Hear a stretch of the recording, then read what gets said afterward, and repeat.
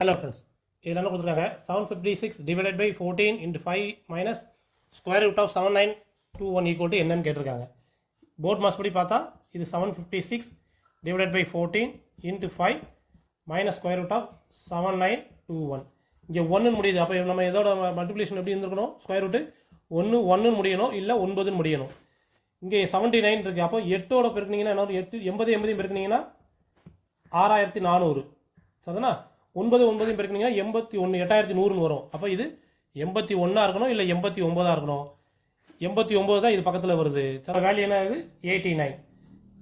இங்கே வந்து 5ஆல் மல்டிப்ளை பண்ணிங்கன்னா ஒரு நம்பரை ஒன்று 0ன்னு முடியணும், இல்லை 5ன்னு முடியணும். சரிதானா? 0ன்னு முடிஞ்சால் அதுலேருந்து 9 கழிக்கும்போது 1ன்னு வரணும். இது ஒன்று தான். ஏன்னா இங்கே எந்த டிஜிட் வந்தாலும் சரி 5ஆல் மல்டிப்ளை பண்ணும்போது ஒன்று 0ன்னு முடியணும், இல்லை 5ன்னு முடியணும். இங்கே ஏற்கனவே 9 முடியுது.